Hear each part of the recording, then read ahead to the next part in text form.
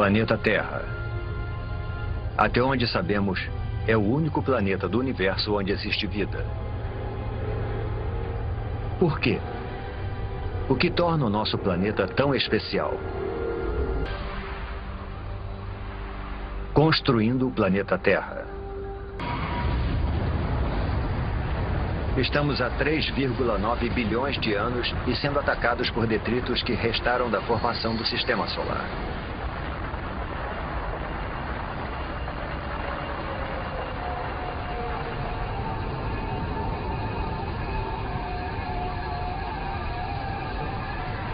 Reparem nos estranhos cristais dentro dos meteoros. Parecem grãos de sal. O mesmo sal que você coloca na batata frita. E dentro desses grãos, minúsculas gotas de água. Parece que esses mísseis mortais poderiam carregar o ingrediente vital para a vida na Terra.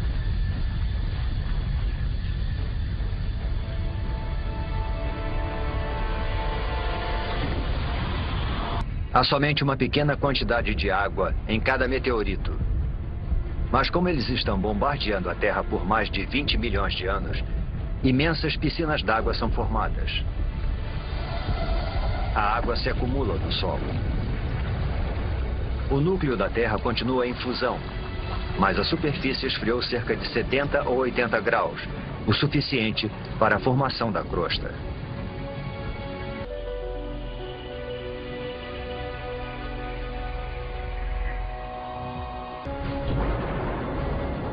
Água e terra compõem o jovem planeta. Está começando a aparecer o planeta que chamamos de lar. Porém, a atmosfera é tóxica. E a temperatura é escaldante. Nada sobreviveria aqui. Conforme os meteoritos se dissolvem, eles liberam minerais e transportam carbono e proteínas primitivas, os aminoácidos, do espaço para o fundo dos oceanos. Uma cidade de chaminés submarinas. Não é fumaça, mas algum tipo de líquido em ebulição. A água do mar penetrou a terra pelas fissuras na crosta, tornando-se mais quente e coletando minerais e gases pelo caminho. É essa poderosa mistura que está sendo lançada de volta para o oceano, formando essas torres. Acrescente a isso os minerais e as substâncias químicas dos meteoritos, e a água se transforma numa sopa de substâncias químicas. É impossível saber como e onde, mas de alguma forma essas substâncias químicas se reuniram para dar origem à vida. Agora a água está repleta de organismos microscópicos. Essas bactérias unicelulares são as primeiras formas de vida na Terra.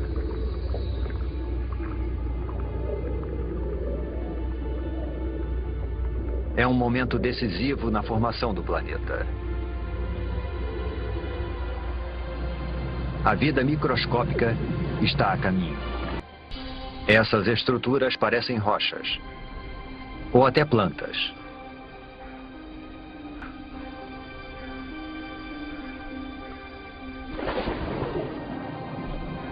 Cada estrutura é um amontoado de bactérias vivas, uma colônia chamada estromatólito.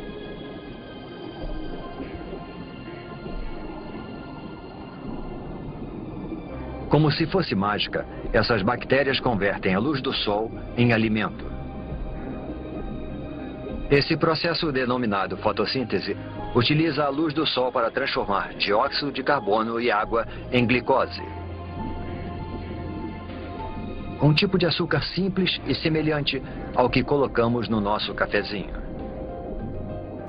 E essa transformação mágica libera um subproduto. Um gás, chamado oxigênio. Submersos, os estromatólitos vão aos poucos suprindo os oceanos com oxigênio.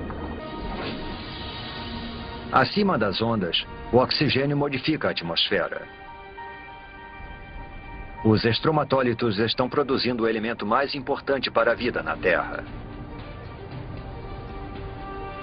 Sem eles, praticamente todas as coisas vivas não existiriam. Quando respiramos, fazemos isso graças a essas antigas colônias de bactérias. Nos próximos 2 bilhões de anos, o nível de oxigênio continua aumentando. E à medida que o planeta gira mais devagar, os dias se tornam mais longos.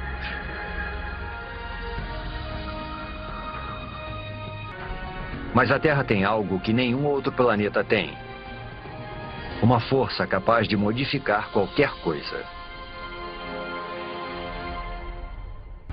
Escondida sob o oceano, a crosta terrestre se dividiu em enormes placas. Mas a fundo, o núcleo da Terra está em atividade. É mais quente que a superfície do Sol. Tão quente que provoca o movimento das rochas sob a crosta.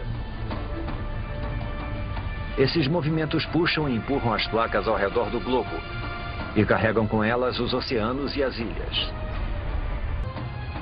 Centímetro por centímetro, ano após ano, o imenso supercontinente está se dividindo em dois. 540 milhões de anos atrás, em um oceano repleto de oxigênio, as bactérias primitivas evoluíram. Estamos entrando num dos períodos mais dinâmicos da história da Terra, a explosão cambriana. O aumento do nível de oxigênio permite que as criaturas cresçam mais e desenvolvam esqueletos ósseos. Existem minhocas. É o momento do derretimento. E essas criaturas, os trilobitas, parentes distantes dos insetos, das lagostas e até dos escorpiões. Quando a radiação do Sol encontra o oxigênio, ele se transforma em outro tipo de gás denominado ozônio. Esse gás forma uma capa ao redor do planeta. Essa camada de ozônio absorve a radiação mortal. Ao longo de 120 milhões de anos, a camada de ozônio se torna mais espessa e impede cada vez mais que a radiação atinja a superfície da Terra. Sem essa camada, a vida em terra firme simplesmente não existiria. Agora protegida da radiação, a vida prospera. Esses pequenos amontoados de musgos são as primeiras plantas terrestres. Eles liberam ainda mais oxigênio na atmosfera, fazendo o nível aumentar vertiginosamente. Tem alguma coisa lá embaixo, na água. E está se mexendo, nadando. É um peixe esquisito chamado Tiktaalik. O pescoço permite que ele se erga. Ele usa as nadadeiras como se fossem pernas.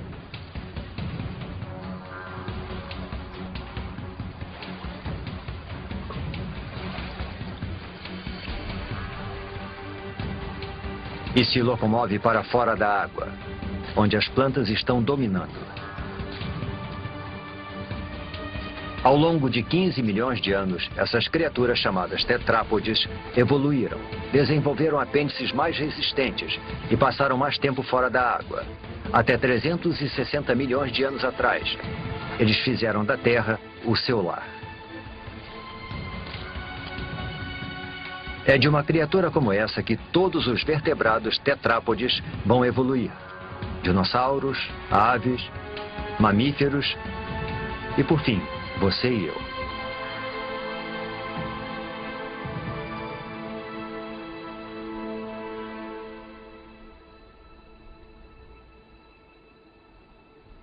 Há musgos e samambaias por toda parte. Alguns chegando a alcançar 30 metros de altura. É uma semente levada pelo vento.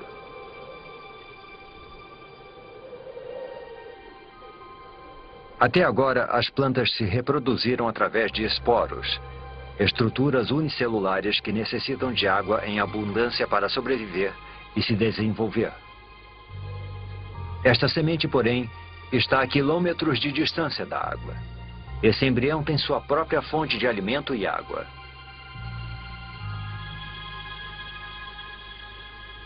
Ao contrário dos esporos, essa semente pode sobreviver longe da água por meses, até anos. A pequena semente espalha a vida pelo planeta. E todas essas árvores e plantas liberam ainda mais oxigênio. Inevitavelmente, a vida é acompanhada da morte. Há tanto material vegetal morto que isso vai se acumulando e se decompondo em densas camadas encharcadas. Ao longo de centenas de milhares de anos, as rochas vão cobrir essas camadas. O calor do centro da Terra e a pressão das rochas sobrepostas vão transformar as camadas de plantas em decomposição em minas de carvão.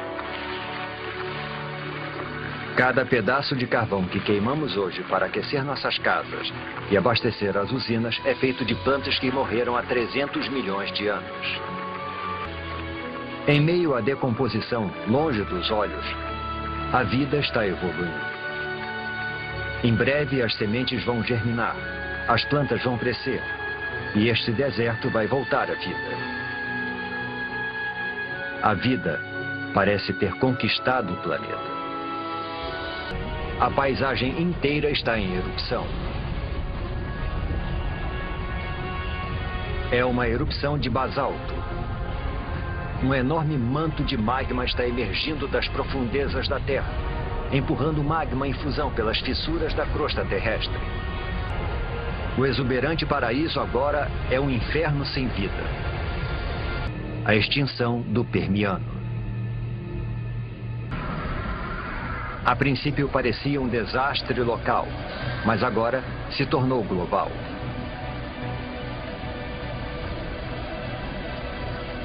As erupções na Sibéria aumentam os níveis de dióxido de carbono.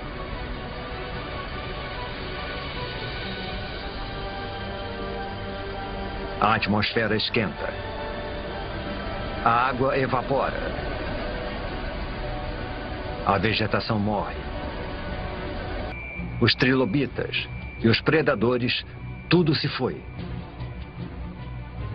Tudo menos essa alga cor-de-rosa. A atmosfera quente que acaba de se formar deve ter esquentado os oceanos e acabado com o oxigênio.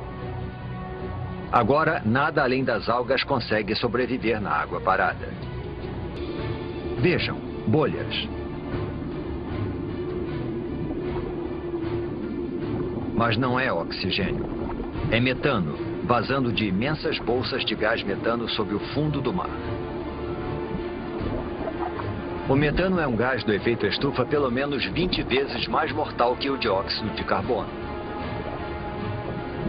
Até agora o gás esteve congelado, mas conforme a temperatura do mar aumenta, o gás começa a derreter.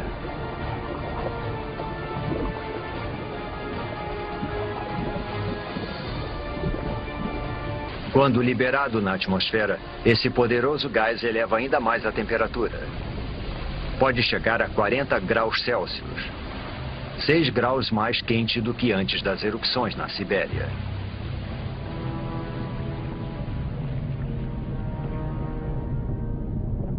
Agora, até as criaturas que conseguiram chegar aqui estão condenadas.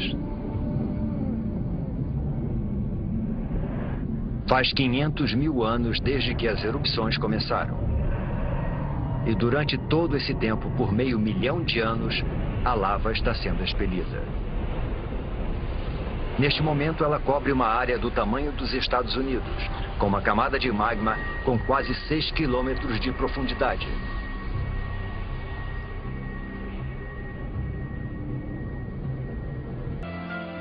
Com 95% da vida na Terra extinta, o caminho está aberto para o aparecimento de uma nova espécie. Uma que vai dominar o planeta como nunca antes nem depois.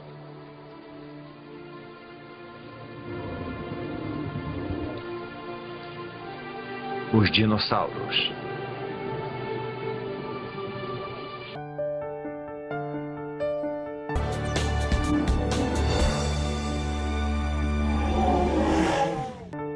Depois da separação entre a África e a América do Sul, No período Triássico, há mais de 200 milhões de anos, surgiram no Rio Grande do Sul os primeiros dinossauros do mundo.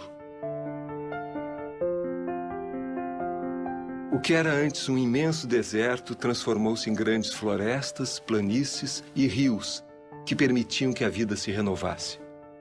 Os herbívoros tinham alimentos e, ao mesmo tempo, serviam de alimento aos carnívoros.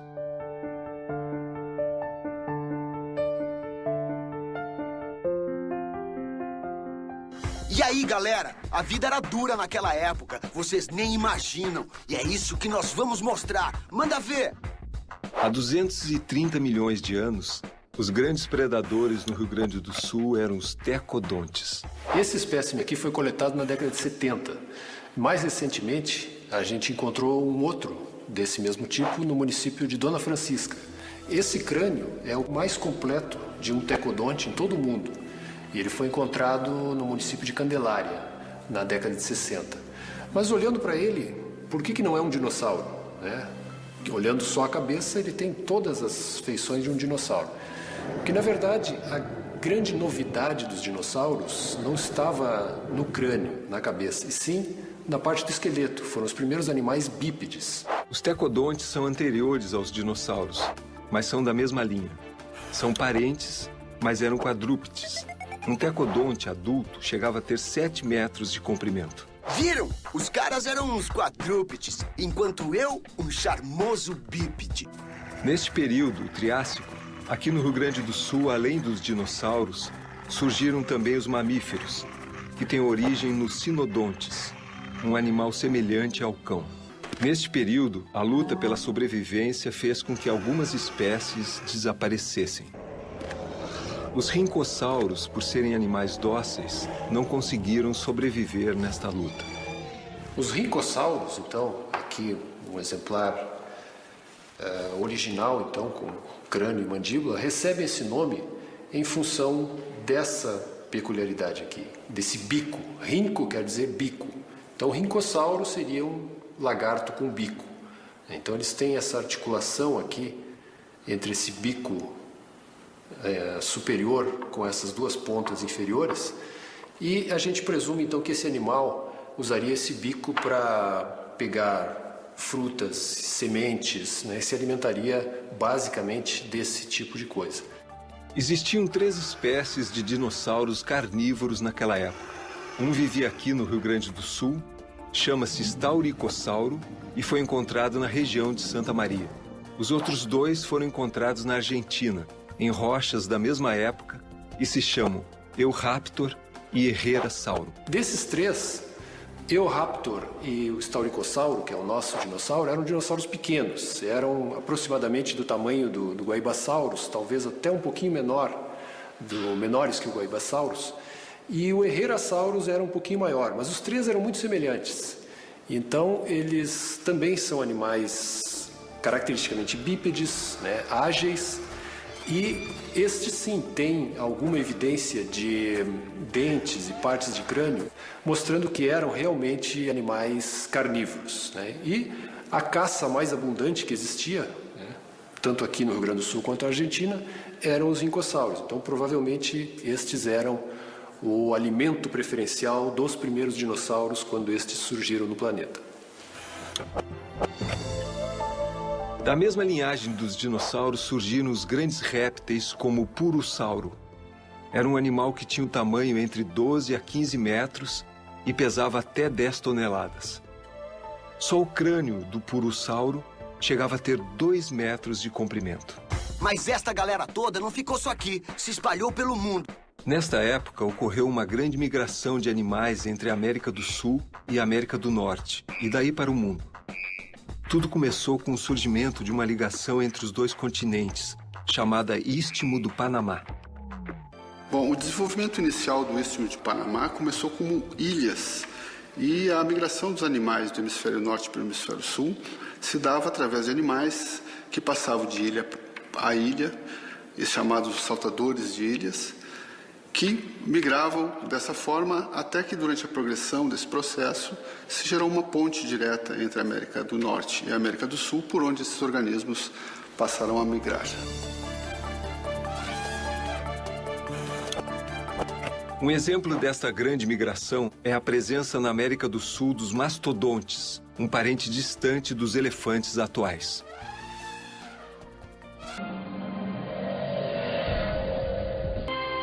Porém, nenhuma espécie é capaz de domar esse incansável e instável planeta. Há 180 milhões de anos, e mais a oeste, a placa norte-americana ainda está se afastando das placas europeia e asiática.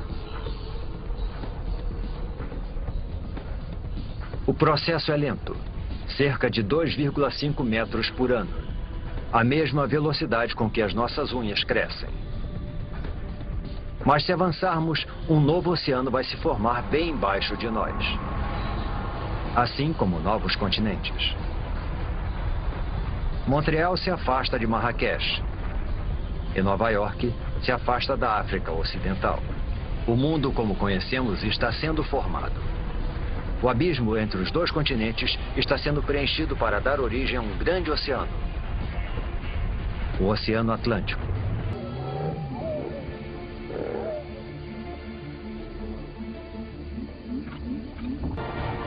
Os mamíferos não são uma ameaça para os dinossauros.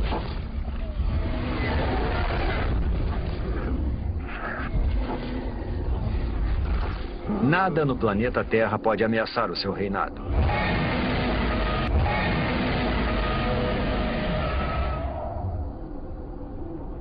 Nada no planeta Terra. Esse asteroide tem pelo menos 10 quilômetros de extensão. É maior que o Monte Everest.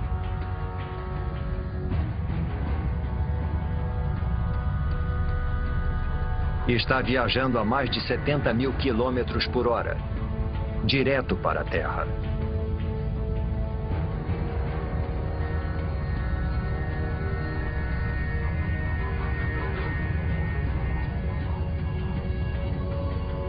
Está indo para o Golfo do México, em direção à península de Yucatán.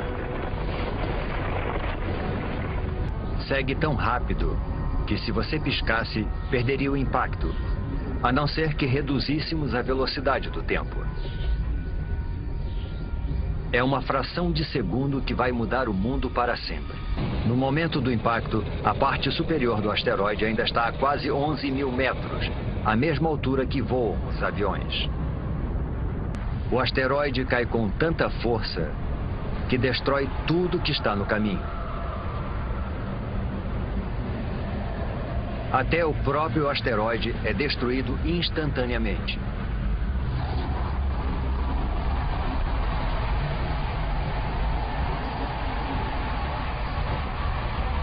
O impacto libera a energia de milhões de bombas nucleares. Nenhum lugar é seguro. Algumas dessas pedras são tão grandes quanto um quarteirão de uma cidade. A onda de choque parte da zona de impacto como estilhaços da explosão de uma bomba.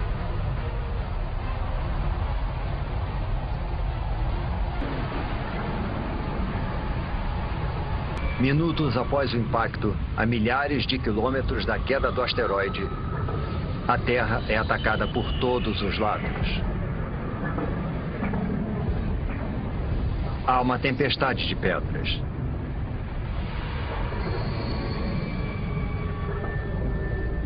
Terremotos abalam o solo.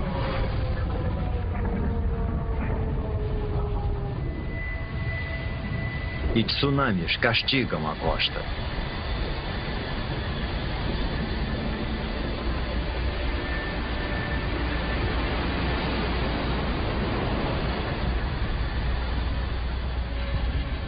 Mas o desastre está apenas começando. A nuvem de magma e poeira se espalha e engole o planeta. O céu inteiro está se comportando como um sol gigante.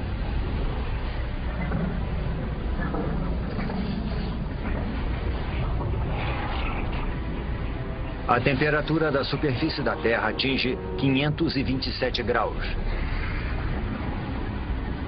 E a vegetação começa espontaneamente a pegar fogo. Mesmo meses após o impacto, fumaça e cinzas ainda bloqueiam os raios solares. Com menos luz solar, as plantas morrem. E os animais que se alimentam delas morrem de fome. Depois desse ataque devastador, é difícil de acreditar que alguma coisa consiga sobreviver.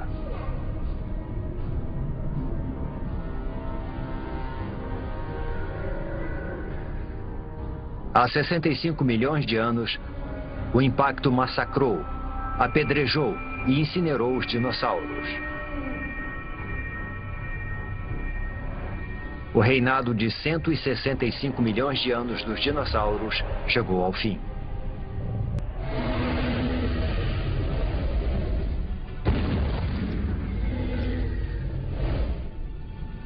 Mas o desaparecimento dos dinossauros é uma oportunidade para outras espécies. Os mamíferos. Vivendo sob a superfície, eles evitaram o calor e os incêndios. E ao se alimentarem de qualquer coisa, eles prosperaram enquanto os animais mais seletivos morriam.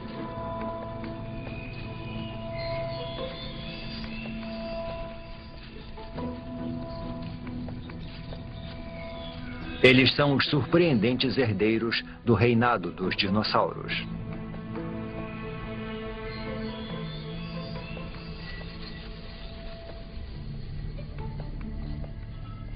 E quando uma história acaba, outra começa. Com os dinossauros fora do caminho, pode ser a oportunidade dos nossos ancestrais. Os dinossauros morreram há muito tempo. O planeta está em paz.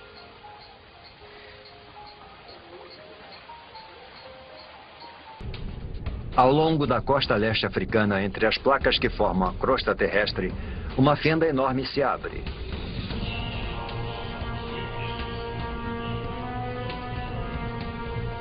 A fenda se estende por quase 6.000 quilômetros.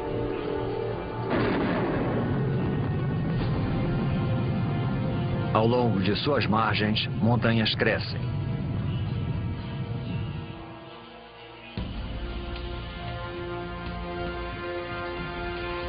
Lá,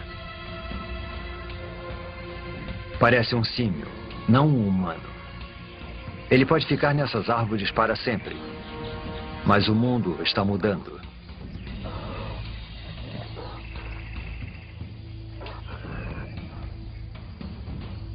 As montanhas que não param de crescer funcionam como uma parede e impedem que a umidade do Oceano Índico passe para a Terra. Está ficando mais quente e seco. A exuberante floresta tropical está se transformando numa savana árida. Esse novo clima destrói o habitat das criaturas.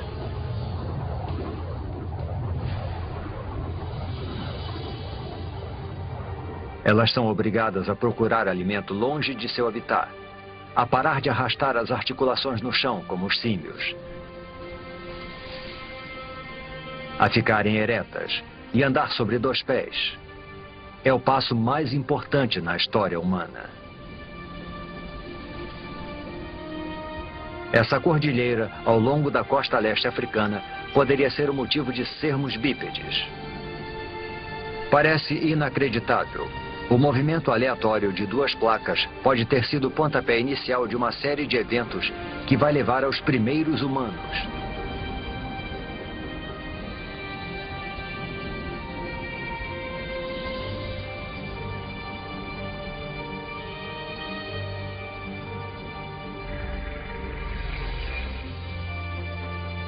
Um homem e uma criança. Poderia ser uma cena do nosso próprio tempo. Mas estamos a 1,5 milhão de anos. Esta é uma espécie de hominídeo chamada Homo erectus. E essas são as primeiras pegadas como as nossas. Civilizações do passado e do presente. Todos que já viveram. As maiores invenções, as ideias mais brilhantes. A história humana, com toda a sua complexidade e esplendor, começam aqui e agora.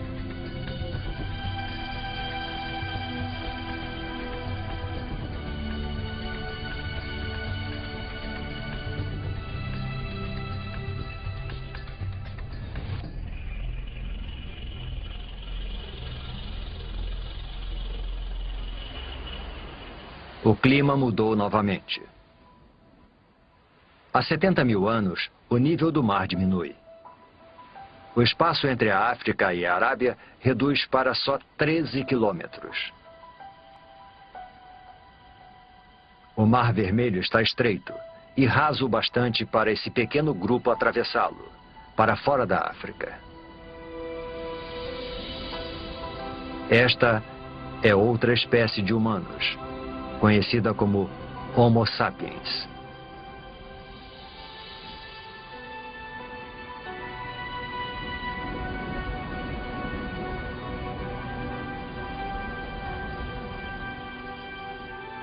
Eles conseguiram atravessar. Os cientistas acreditam que todos os homens, mulheres e crianças do outro lado da África descendem desses 200 e poucos indivíduos.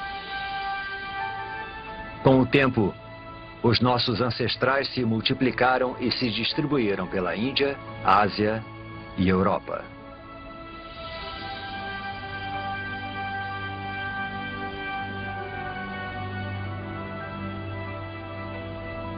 Mas enquanto os humanos iam em direção ao norte, um enorme paredão de gelo percorria o sul.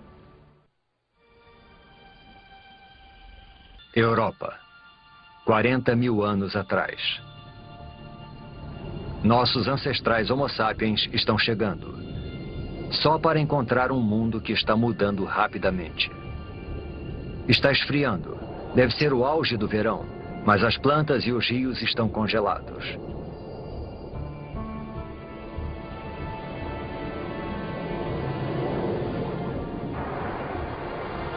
Mudanças naturais na órbita terrestre. Os níveis de dióxido de carbono e o fluxo de água quente ao redor do planeta conspiram para diminuir a sua temperatura. A Terra e os seus habitantes entraram na era do gelo. Geleiras tão altas quanto arranha-céus deslizam pelo hemisfério norte 30 centímetros por dia. Lentas e poderosas, elas esculpem o cenário conforme vão se deslocando, cavando grandes depressões. O planeta nunca mais será o mesmo.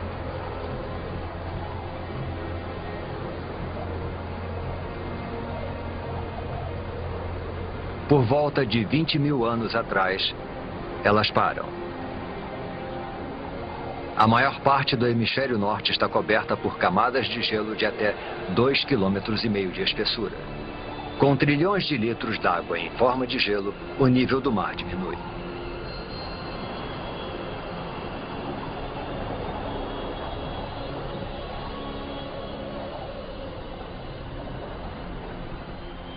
$20 mil atrás, uma faixa de terra emerge do oceano entre a Sibéria e o Alasca.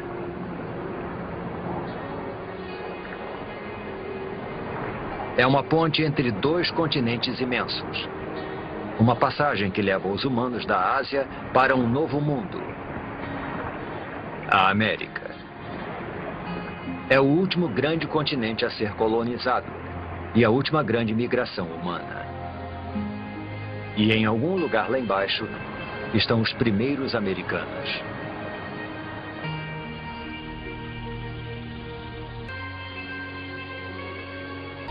O próximo capítulo da história da Terra ainda será escrito.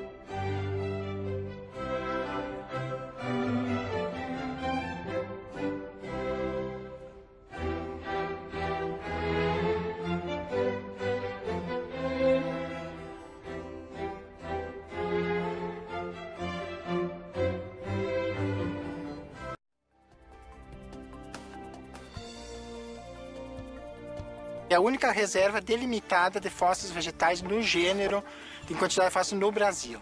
Então aqui todas elas estão quebradas, elas não estão todas, a árvore inteira, sequência, estão quebradas por causa do peso do sedimento que tinha em cima, até 100, 200, 300 metros de terra basalto que tinha em cima.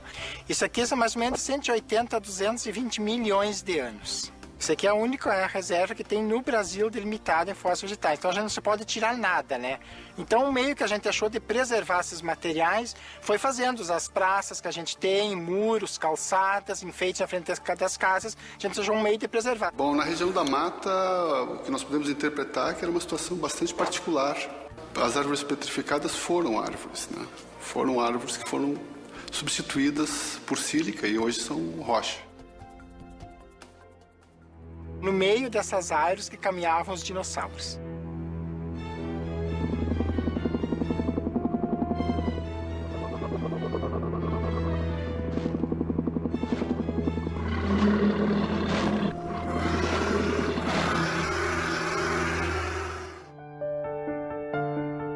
Nossas florestas, o pampa, as montanhas, os animais que conhecemos hoje e nós mesmos somos o resultado de toda essa história. Conhecer nossas origens é nosso direito. Preservar nosso ambiente é nossa obrigação.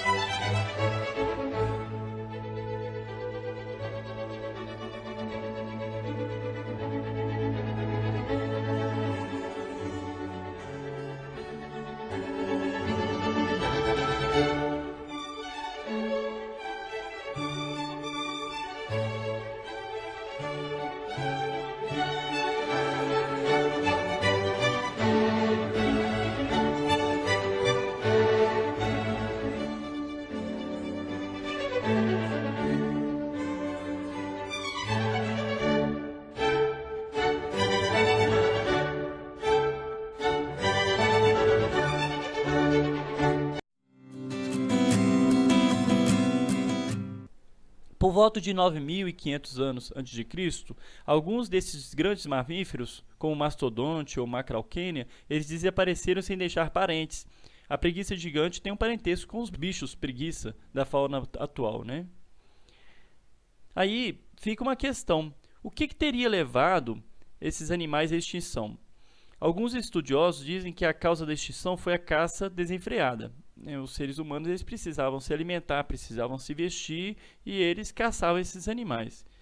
Outros acreditam que é em razão das mudanças climáticas que destruíram o ambiente em que eles viviam, porque a gente viu que o clima era seco e frio com invernos rigorosos. Então, esses animais já estavam adaptados a esse ambiente. À medida que o calor foi aumentando, que a temperatura foi aumentando, esses animais não se adaptaram mais. As mudanças climáticas e a caça desenfreada podem ter contribuído para o desaparecimento deles ao mesmo tempo.